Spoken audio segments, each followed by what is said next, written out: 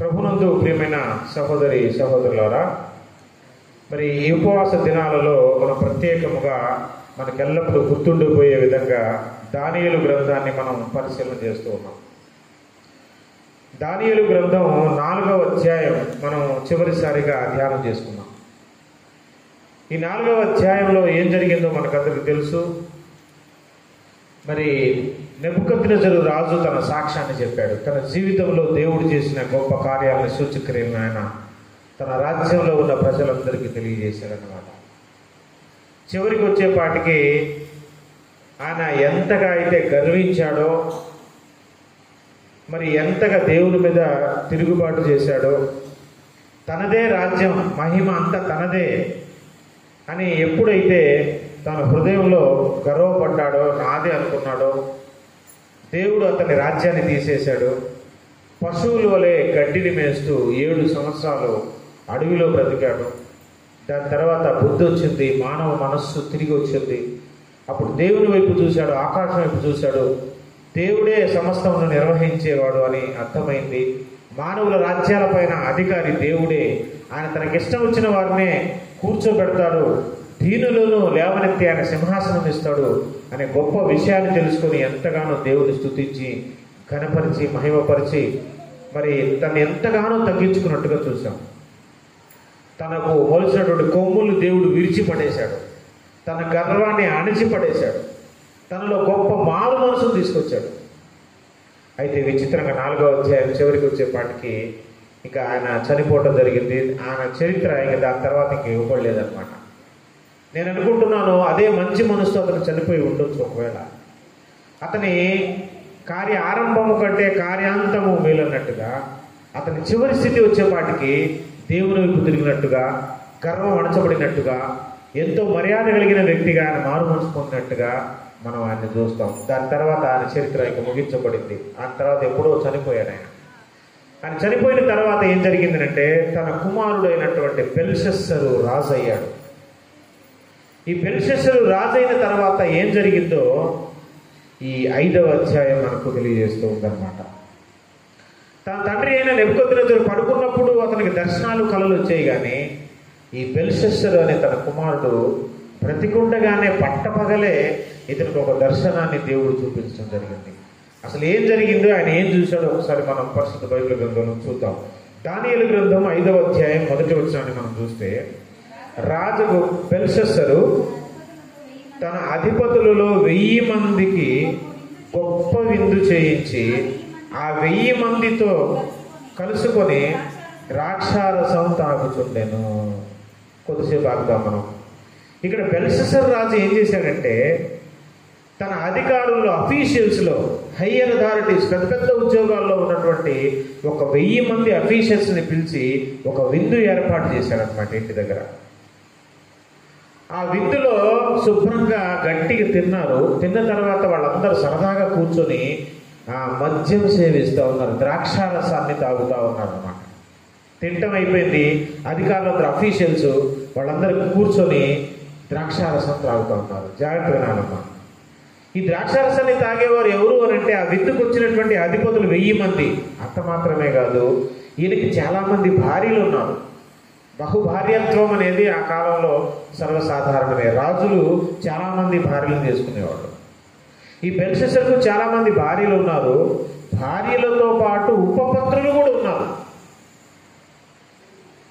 కాబట్టి ఈ 1000 మంది అధికారులు, తన రాణులు, ఉపపత్నులు వీళ్ళందరూ మరి ద్రాక్షారసం తాగుతూ ఉన్నారు అక్కడ. దాని కింద వచనాల్లో చదువుదాం. బెల్షస్సరు ద్రాక్షారసం తాగుతుండగా తానును, తన అధిపతులను, తన రాణులను, తన ఉపపత్నులను వాటిలో ద్రాక్షారసము పోసి త్రాగునట్లు తన తండ్రి యొక్క నెబుకద్నెజరు యెరూషలేములో ఆలయంలో నుండి తెచ్చిన వెండి బంగారు పాత్రలను తెమ్మని ఆజ్ఞ ఇచ్చెను. ఏమండి, ఒక మనిషికి అహంకారం, గర్వం ఉండొచ్చు, కానీ ఈ బెల్షస్సరు అనే రాజుకి గర్వం ఏ స్థాయిలో ఉందనంటే అతని మాటలే తెలియజేస్తున్నాయి. మరి యూదా దేశం నుంచి బానిసలుగా వచ్చిన యూదులు వాళ్ళ దేశంలో బానిసలుగా బ్రతుకుతున్నారు. అక్కడ అక్కడ ఆలయాన్ని వాళ్ళు పాడు చేసి కాల్చేసి అందులో ఉన్నటువంటి బంగారు వెండి పాత్రలన్నింటినీ తీసుకొచ్చి వీళ్ళ దేవతా గుడిలో పెట్టేశారు. అవి ఇశ్రాయేలీలు ఎంతో పవిత్రంగా వాటిని భావించేవాళ్ళు, వాటితో దేవునికి ఆరాధన చేసేవాళ్ళు. అది ఆలయంలో దేవుడు ప్రతిష్ఠించిన వస్తువులవి, రక్తాన్ని ప్రోక్షించిన వస్తువులవి, ఎంతో పవిత్రమైన వస్తువులవి. దేవునికి అంత పవిత్రంగా భావించే ఆ పాత్రలు తీసుకొని దేనికోసం తీసుకురమ్మంటాడు తెలుసా? అందులో ద్రాక్షారసం పోసి తాగాలంట. ఏమండి, ఎంత గర్వం, ఎంత అహంకారం, ఎంత కండకావరం, మన భాషలో ఎంత బలుపు, ఎంత తలుబిరుసు. ఇతని మాటలు చూడండి ఎంత అంటే మదం బాగా ఎక్కిపోయిందనమాట. ఇక ఏం చేస్తాం, మదం ఎక్కినప్పుడు, అధికారం మదం ఎక్కినప్పుడు ఏం చేస్తారో అర్థం కాదనమాట. మదపుటి ఏనుగులు అనేవాళ్ళు ఒకప్పుడు. మదపుటి ఏనుగులు అంటే ఏనుగులకు మదం ఎక్కినప్పుడు ఏం చేస్తాయంటే పొలాల్లో, ఆ చెరుకు తోటల్లో కానీ మొక్కజొన్నలలో కానీ ఆ పంట పొలాల్లోకి వెళ్ళిపోయి అది తినేది తక్కువగాని మొత్తం తొక్కేసి పాడు చేసి ఇటు దొర్లు అటు దొర్లు మొత్తం విచ్చలవిడిగా కింద పంట అంతా నాశనం చేసేస్తాయి. వాటిని మదపుటి ఏనుగులు, మదం ఎక్కిన ఏనుగులు అంటారు. అవి ఏం చేస్తే వాటికి తెలియవు. ఇక్కడ మదమెక్కిన రాజు ఒళ్ళు కూకి మాట్లాడుతున్న మాటలు చూస్తే దేవునికి సేవ చేసే పవిత్రమైన ఉపకరణాలను తీసుకొచ్చి ఇతను 1000 మంది అధికారులు, ఇతని భార్యలు, ఇతని ఉపపత్నులు అందరూ అందులో ద్రాక్షారసం త్రాగాలట. వాళ్ళు తెచ్చారు. తెచ్చిన తర్వాత తాగుతూ ఇంకొక విచిత్రమైన పని చేశారు. అక్కడ ఏంటి తెలుసా? అది తాగుతూ ఎంజాయ్ చేస్తూ వీళ్ళు వెండి, బంగారం, ఇత్తడి, ఇనుముతో చేసిన ఆ విగ్రహాలు ఉన్నాయి కదా, ఆ విగ్రహాలను పూజిస్తూ ఆరాధిస్తూ తాగారంట. ఇక ఏ స్థాయికి వెళ్ళిపోయింది చూడండి. అక్కడ కింద వచనంలో మనం చూస్తే 4వ వచనంలో, వారు బంగారు, వెండి, ఇత్తడి, ఇనుము, కర్ర, రాయి అని వాటితో చేసిన దేవతలను స్తుతించుచు ద్రాక్షారసము త్రాగుచుండేది. ఎప్పుడైతే అహంకారము నెత్తికెక్కిపోయిందో, దేవునికి పవిత్రంగా భావించే ఉపకరణాలు తీసుకొచ్చి ద్రాక్షారసం తాగుతూ విగ్రహాలను పూజిస్తూ ఎంజాయ్ చేస్తున్నారో, పరలోకంలో ఉన్న దేవుని కోపం అగ్ని వలె రగిలిపోయిందన్నమాట. ఆయన ఉగ్రత ఆయన మీదకి వచ్చేసింది. ఇక వెంటనే ఆయనకి పట్టపగలే దేవుడు ఒక దర్శనాన్ని చూపించాడు. ఏంటో తెలుసు ఆ దర్శనంలో ఏం జరిగిందంటే, ఆ గడియలోనే, ఆ మాట చూడండి అంటలో ఇదేంటి, అప్పటికప్పుడే ఎప్పుడైతే ఇదంతా ఈ తంతు అక్కడ జరుగుతుందో ఆ గడియలోనే ఏం జరిగింది? మానవ హస్తపు వ్రేళ్ళు కనబడి గోడ మీద ఏదో ఒక వ్రాత వ్రాయిచు ఉండేను. రాజు ఆ హస్తము వ్రాయుట చూడగా అతని ముఖం వికారమైపోయి భయమేసి గుండె గగురులు పుట్టి కాళ్ళు చేతులు గడగడగడగడగడ కొడగడం స్టార్ట్ అయిందట. ఎందుకంటే దర్శనం వస్తే దాని వెనకాల ఏదో ప్రమాదం ఉందని తన తండ్రి ఉన్నప్పుడే అతనికి తెలుసు. అదంతా చూశాడు ఆయన. తన తండ్రికి దర్శనాలు వచ్చినప్పుడు ఏం జరిగిందో ఆయనకి తెలుసు. ఆ దర్శనం రాగానే ఆ చేయి ఏదో రాస్తుంది, అదేం అర్థం కావట్లేదు ఆ భాష. వెంటనే భయం స్టార్ట్ అయ్యి, వణుకు స్టార్ట్ అయ్యి ఏం చేశాడో తెలుసా? ఇతను తన తండ్రి ఎలాగైతే మాంత్రికులను, గారడీ వాళ్ళను, లోకంలో ఉన్నటువంటి కల్దీయులను, జ్ఞానులను, వీళ్ళందరూ జ్యోతిష్కులను తీసుకొచ్చాడో అదే పొరపాటు మరలా ఇతను కూడా ఏం చేశాడంటే వాళ్ళందరినీ ఊళ్ళో వాళ్ళని పిలుచుకొచ్చి, ఇదిగో దేవుడు ఇక్కడ ఒక చెయ్యి వచ్చి ఇక్కడ రాసింది, ఆ రైటింగ్ ఏంటో, ఆ రాసింది ఏంటో చదివి దాని భావం చెప్పమని చెప్పాడు. ఆ రాసిన రాత ఏ భాషలో ఉంది, దాని మీనింగ్ ఏంది, దాని భావం ఏంది చెప్పమని చెప్పారు. అయితే మనకు తెలిసిన కథగా వాళ్ళకి అసలు ఏ భావమో తెలియదు, కళ చెప్పరు, ఇదంతా టైంపాస్ జాబ్ అనమాట. ఇక్కడ కూడా చెప్పలేదు. అయితే ఆయన ఆఫర్ ప్రకటించాడు. ఏం తెలుసా? ఎవరైతే దీని భావాన్ని చెప్తారో, దీని అర్థాన్ని చెప్తారో వాళ్ళకి నేను ఊదారంగు బట్టలంటే ఆ రోజుల్లో ధనవంతులు, మహాధనవంతులు, రాజులు రాజవస్త్రాలు అన్నమాట. అవి రాజవస్త్రాలు ధరించారు. అందుకే మనం ధనవంతుడు లాజరు కథలో కూడా అక్కడ ధనవంతుడు ఊదారంగు బట్టలు వేసుకుని ఉన్నాడు. చదువుతాం అక్కడ లూకా సువార్త 16లో మనకు తెలిసిన కథే కదా. అంటే ఊదారంగు బట్టలు ధరించిన ధనవంతుడు ఎలాగైతే ఊదారంగు బట్టలు వేసుకుంటారో అలాంటి బట్టలు మీకు ఇస్తా, మీ మెడకి బంగారు చైను కంఠభూషణం అంటారనమాట. బంగారపు కంఠభూషణం అంటే చైన్ అనమాట. మెడలో ఒక చైన్ చేపిస్తా. రెండవది, మూడవది ఏంటంటే నా రాజ్యంలో మూడో అధిపతి, నా తర్వాత రెండవ కాదు మూడవ అధిపతిగా వాడిని చేస్తా. ఎవడైతే ఈ భావాన్ని చెప్తారో, దీన్ని అర్థం చెప్తారో, అది చదివి నాకు చెప్తారో వాళ్ళకు మాత్రం ఊదా రంగు బట్టలు తొడిగించి బంగారు చైన్ తొడిగించి నా రాజ్యంలో మూడవ అధిపతిగా చేస్తాను చెప్పండి అంటే ఎవరు చెప్పలేకపోయారు. ఇంకా ఇతనికి టెన్షన్ ఎక్కువ అయిపోయింది, భయం ఎక్కువ అయిపోయింది, కలవరపడటం స్టార్ట్ చేశాడు. ఈ ద్రాక్షారసం పక్కన పడేసాడు. ఇప్పుడు కలవరం స్టార్ట్ అయింది, భయం స్టార్ట్ అయింది.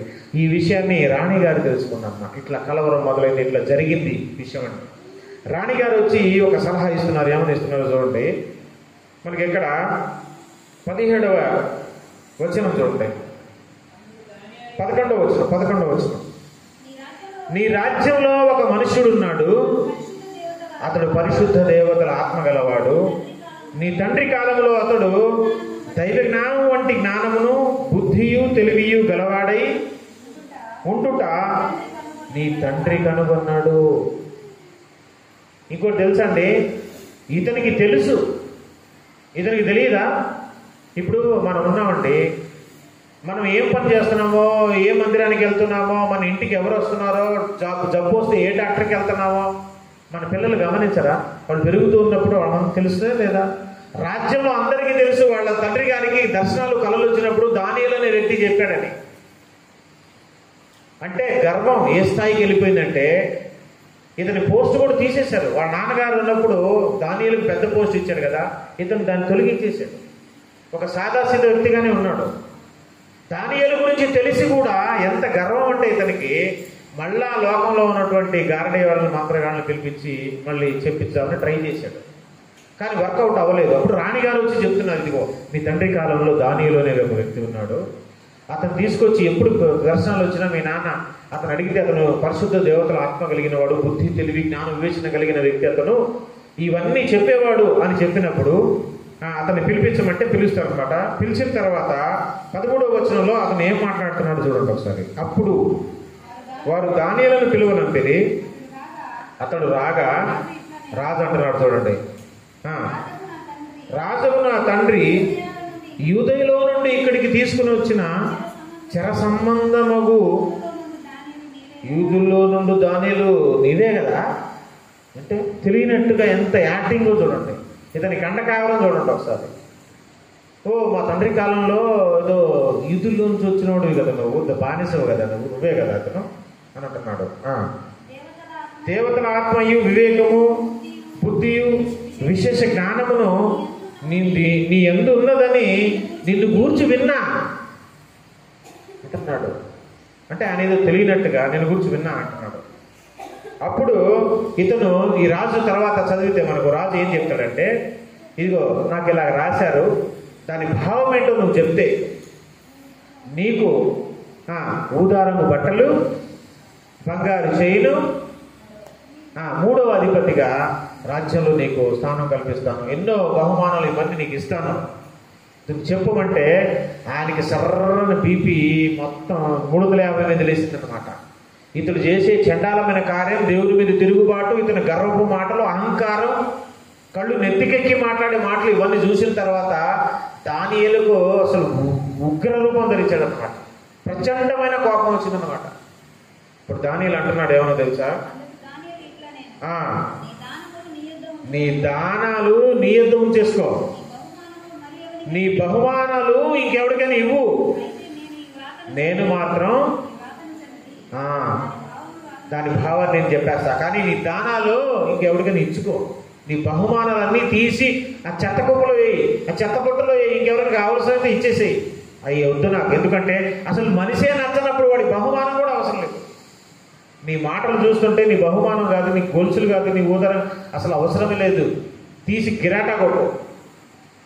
కానీ ఆ భావం దేవుడిచ్చిన దర్శనం కాబట్టి దాని మీనింగ్ మాత్రం ఖచ్చితంగా చెప్తా, నువ్వేమిచ్చినా ఇవ్వని అది మాత్రం ఖచ్చితంగా చెప్తా అని చెప్పి చెప్పటం స్టార్ట్ చేసి, బాబు ఫస్ట్ రాజా అని చాలా మర్యాదగా, ఇగో చూడండి 18వ వచనంలో చాలా మర్యాదగా చెప్పాడు, రాజా చిత్తగించు అని చెప్పి స్టార్ట్ చేసి, మహోన్నతుడైన దేవుడు ఏం చేశాడో తెలుసా? నీ తండ్రి కాలంలో నీ తండ్రికి మహారాజ్యాన్ని ఇచ్చాడు, ఎంతో ఘనతనిచ్చాడు.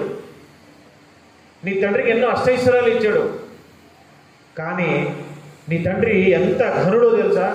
ఎవరిని జాబులో పెట్టాలనుకుంటే వాళ్ళని జాబులో పెట్టేసేవాడు, ఎవరిని చంపేయాలనుకుంటే ఎవరిని తీసేయాలనుకుంటే వాళ్ళని తీసేసేంత అధికారం ఉండింది. కానీ తర్వాతి కాలంలో మీ నాన్నగారు ఏం చేశారంటే హృదయంలో గర్వం వచ్చేసింది. ఇది నాదే అనుకున్నాడు, ఈ రాజ్యం నాదే అనుకున్నాడు.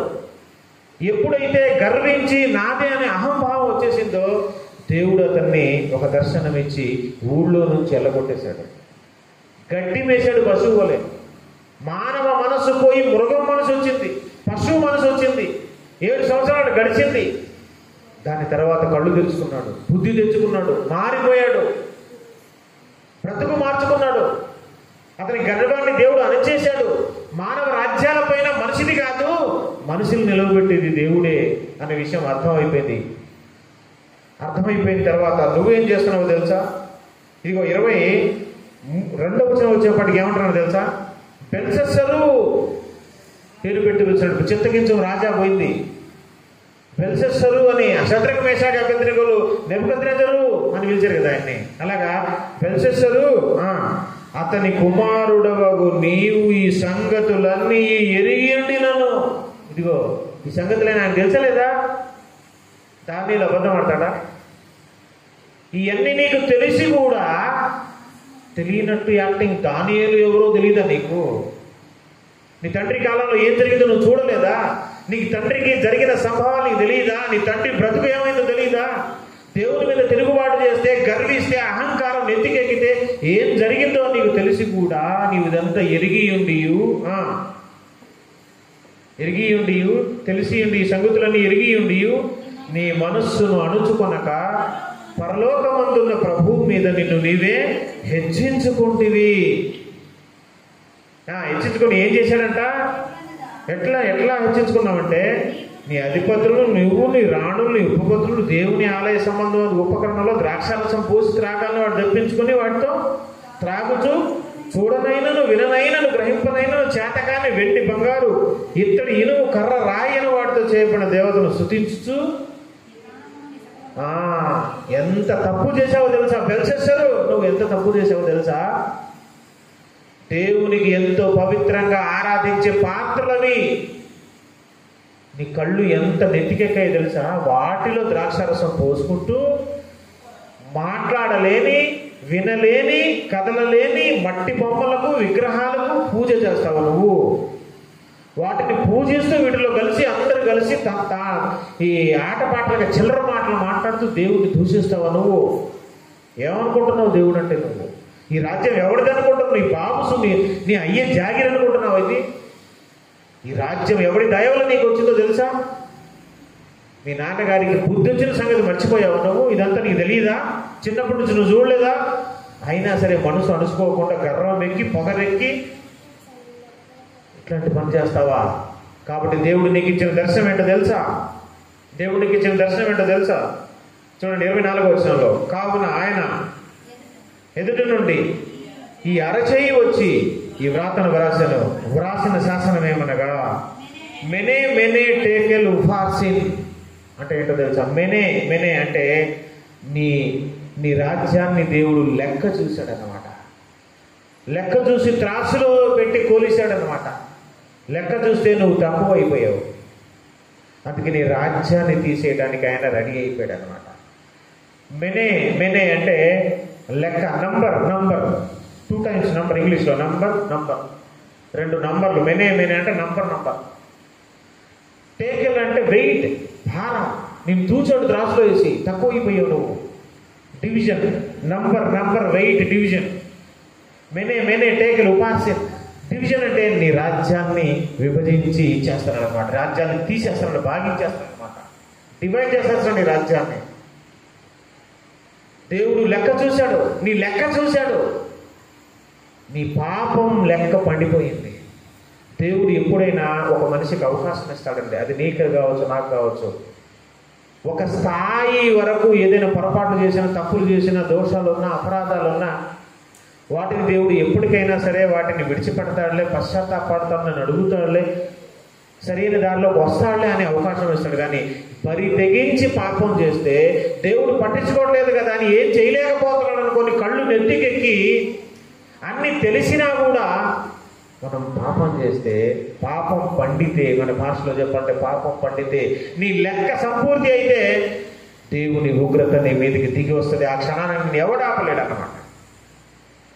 దేవుడు లెక్క చూస్తాడు. మీకు కావాలంటే కొన్ని క్రాస్ రెఫరెన్సెస్ కూడా చూద్దాం. ఆదికాండం 15వ అధ్యాయం 16వ వచనంలో అబ్రహాంతో దేవుడు మాట్లాడినప్పుడు ఒక విషయాన్ని చెప్పాడు. చూద్దాం సరే. ఆదికాండం 15వ అధ్యాయం 16వ వచనం. ఇక్కడ అబ్రహాముకు ఆ కనాను దేశంలో మనకు తెలుసు ఒక కాలు పట్టేంత చోటు కూడా ఇవ్వలేదు. స్వాస్థ్యంగా అబ్రహాంకు అది ఇవ్వలేదు. అతను ఇవ్వకుండా దేవుడు ఏం చెప్పాడంటే నీ 4వ తరం వారు వచ్చి దీన్ని స్వాధీనం చేసుకుంటారని చెప్పాడు. నీ 4వ తరం అంటే సుమారు మన భాషలో తరానికి ఒక 100 సంవత్సరాలు వేసుకున్నా ఒక 400 సంవత్సరాల తర్వాత నీ 4వ తరం వారు, నీ పిల్లల పిల్లల పిల్లల పిల్లలు, నీ 4వ తరం వారు ఇక్కడికి వచ్చినప్పుడు ఈ కనాని దేశాన్ని పంచి వాళ్ళకి ఇస్తాను, నీకు మాత్రం ఇది ఇవ్వను, ఇప్పుడు ఇది ఇవ్వటం కుదరదు అన్నాడు. ఎందుకు కుదరదు అంటే కారణం అక్కడ చెప్తున్నాడు ఆ వచనంలో. ఏం చెప్తున్నాడు చెప్పండి, చదవండమ్మా. 15-16 ఆదికాండం.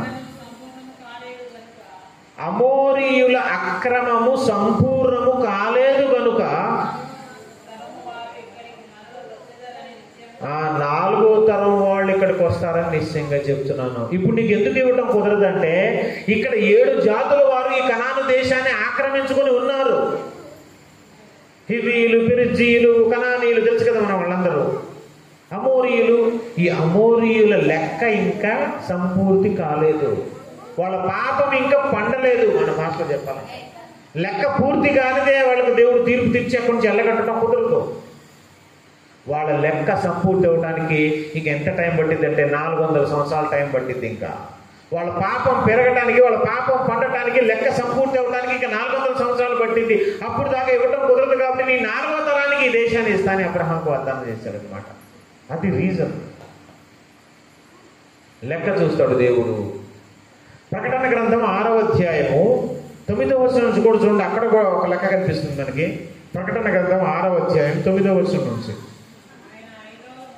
5వ ముద్రను విప్పినప్పుడు దేవుని వాక్యం నిమిత్తమును తాను ఇచ్చిన సాక్ష్యం నిమిత్తమును వధింపబడిన వారి ఆత్మలను బలిపీఠం కింద చూస్తేనే వాళ్ళు అంటున్నారు, హతసాక్షులు అంటున్నారు, నాదా సత్యస్వరూపి పరిశుద్ధుడా, ఎందాక ఇంక తీర్పు తీర్చుకయు మా రక్తము నిమిత్తము భూ నివాసులకు ప్రతిదండన చేయకుండా ఉంటావు. ఇంకెంతకాలం భూ నివాసులకు నువ్వు తీర్పు తీర్చకుండా ఉంటావు? బిగ్గరగా కేక వేశారంటే బలిపీఠం కింద.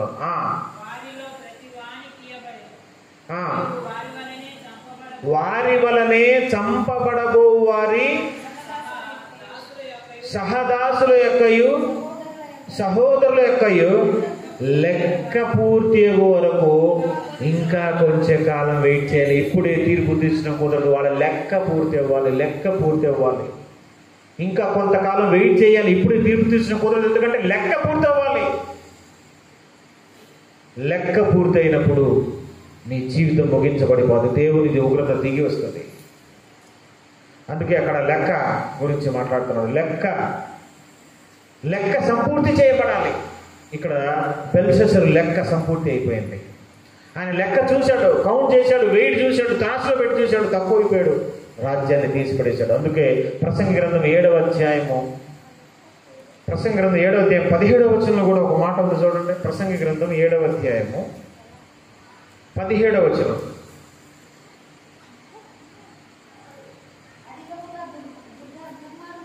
అధికముగా దుర్మార్గపు పనులు చేయకుము, బుద్ధిహీనంగా తిరగొద్దు, నీ కాలమునకు ముందే నీవేళ నీ దుర్మార్గ పనులు, నీ పాపం పండిపోయే విధంగా చేయొద్దు. అధికమైన దుర్మార్గ పనులు చేయొద్దు. నీ కాలానికంటే ముందుకెళ్ళిపోతావు. జాగ్రత్త.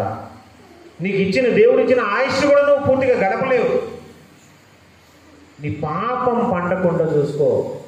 నీ పాపము, నీ అపరాధములు మితిమీరకుండా చూసుకో. దేవుని మీదే తిరుగుబాటు చేశాడు. అతని రాజ్యం కోల్పోద్దని చెప్పాడు. ఆయన చెప్పినట్టుగానే అతని రాజ్యం పోయింది. అయితే చివరి వచనంలో ఏముందో చూడండి, 30వ వచనంలో, ఆ రాత్రి అంతే కల్దీయుల రాజుకు బెల్షస్సరు హతుడాయను. ఏమైనా సాధారణంగా చనిపోలేదు, సాధారణ మరణం కాదు, చంపేశారు అతన్ని ఆ రాత్రే. ఏమండి, తాకిన ఆ రాత్రే, ఆ కళ దర్శనం వచ్చిన ఆ రాత్రే, భావం చెప్పిన ఆ రాత్రే హతమైపోయాడు. జీవితం ముగించబడింది. దేవుని ఉగ్రత దిగి వచ్చింది. ఏ స్థాయికి అతని గర్వం వెళ్ళిపోయింది చూసాం మనం. అయితే మాదీయుడు దర్యావేషు 62 సంవత్సరంలో వాడే సింహాసనం ఎక్కును. అతని తర్వాత మాదీయులకు రాజ్యం వెళ్ళిపోయింది. డివిజన్ జరిగింది. బబులోను సామ్రాజ్యం మాదీయులు పారసీకులకు వెళ్ళిపోయింది. మాదీయ రాజు అయిన దర్యావేషు రాజు అయ్యాడు. ఏమండి, దేవునికి విరుద్ధంగా దేవుని మీద తిరుగుబాటు చేస్తే, దేవుడు ఏం చెయ్యట్లేదు కదా, శిక్షించట్లేదు కదా అనుకొని, ఎవరు చూడట్లేదు కదా అని అనుకొని, ఇప్పుడు చాలామంది క్రైస్తవులైనా పాస్టర్లైనా అనుకుంటారండి, తప్పులు చేస్తుంటూ కూడా రహస్యంగా ఎన్నో రహస్యమైన చీకటి కార్యాలు చేస్తుంటూ కూడా నాకు ఏం అవ్వట్లేదు కాబట్టి దేవుడు నన్ను క్షమించేస్తానులే, వదిలేస్తున్నాడులే, నా బిడ్డ నా సేవ చేస్తున్నాడు కదని నా పాపను లైట్ తీసుకుని వదిలేస్తున్నానని అనుకుంటున్నారు. చాలా తప్పండి. అసలు నీ ప్రార్థనని దేవుడు నీ పాపం క్షమించాలని గ్యారంటీ ఏంటి? నీకు వచ్చి చెప్పాడా నీ పాపం? కాసేపు ప్రార్థన చేసి ఆయనే అనుకుంటున్నాడు దేవుడు నన్ను క్షమించేశాడని. రుజువు ఏంటి దానికి? ఇప్పుడు పౌలు భక్తుడు ఒక మాట అన్నాడు, ఏమని తెలుసా? తెలియక చేసి నీ కనుక కనికరింపబడి తిని అన్నాడు లేదా? తెలియక అవిశ్వాసం వల్ల చేసి నీ కనుక కనికరింపబడి తిని. దానికి రివర్స్లో చెప్పండి, తెలిసి చేస్తే కనికరం లేదనే కదా అర్థం. మరి ఈరోజు 20-30 సంవత్సరాలు దేవుడితో నడిచిన అనుభవాలు ఉన్న విశ్వాసులైనా బోధకులైనా నీకు అన్నీ తెలిసి అది పాపం అని తెలిసి దాని మీద ఎన్నో ప్రసంగాలు చేసి ఎన్నో ప్రసంగాలు మనం విని మళ్ళీ అవకాశం వచ్చిందని నువ్వు తప్పు చేసావు, పాపం చేసి మళ్ళీ ఏదో ఉపవాసం ఒక రోజు ఉపవాసం ఉండేసి అడిగేశాను కాబట్టి క్షమించేసి ఉంటాడే అని ఎట్ట క్షమిస్తాడు? తెలిసి చేసిన పాపం, బరితెగించి చేసిన పాపం, కొవ్వెక్కి చేసిన పాపం అది. దానికి క్షమాపణ ఉండదు. నువ్వు ఇలాగే కంటిన్యూ చేస్తే దేవుడు ఏమో చేసుకోలేకపోతాడు, ఏం చేయట్లేదు అనుకుంటే ఒక రోజు వస్తుంది, నీ పాపం పట్టిన రోజు వస్తుంది, నిన్ను ఎవడు కూడా కాపాడలేడు.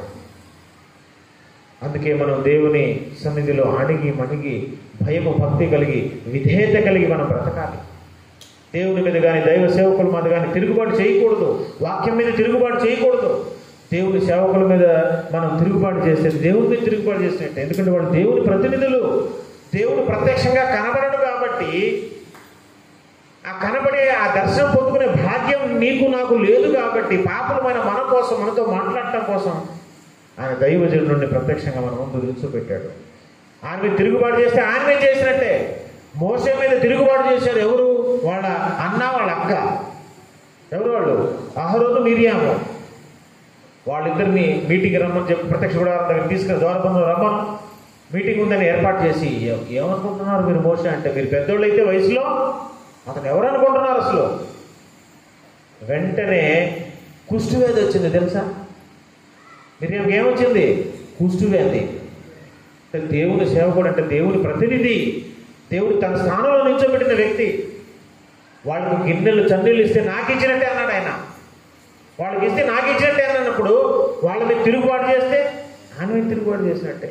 అందుకే భయము కలిగి భక్తి కలిగి సాత్వికం విధేయతలతో భక్తి జీవితంలో మనం బ్రతకాలి. లేకపోతే ఇదిగో బెల్షస్సరు జరిగిన పరిస్థితి మనకు జరుగుతుంది. దేవుడి మాటలు మన ఇంట్లో దీవించి ఆశీర్వదించును గాక.